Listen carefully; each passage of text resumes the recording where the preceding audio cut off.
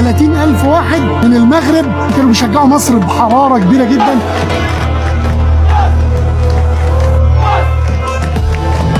انا في مصر هنا منتخب مصر مش بيدخل له جمهور زي كده. في بلدي في مصر ام الدنيا والله العظيم ما بيدخل جمهور لمصر زي الاعداد اللي كانت امبارح.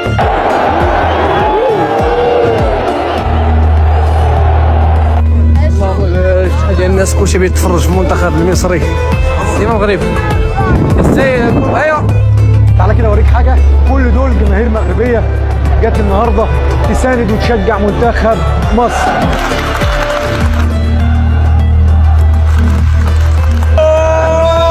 الحمد لله.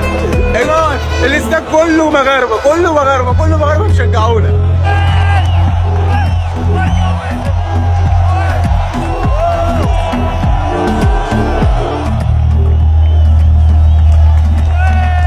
هم دول المغاربه اللي دايما بيدعمونا ودايما بيساندونا ودايما بيقفوا معانا.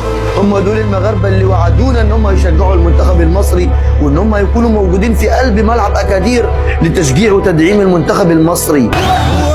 مصر على مصر، نشجع مصر، مصر يا مصر، هدف التعادل.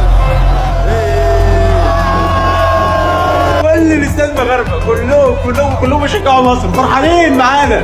انا حاسس نفسي غريب في الاستاد. بصراحه يا جماعه كانت حاجه جميله جدا في المدرج، وجماهير جميله جدا من الجماهير المغربيه كانت موجوده النهارده في المدرج بتشجع منتخب مصر. منظر جميل ومنظر رائع. هم دول الجمهور المغربي اللي رفع الاعلام المصريه والمغربيه جنب بعض وقالوا لكل العالم احنا شعب واحد، احنا اخوات، احنا محدش يقدر يفرقنا، احنا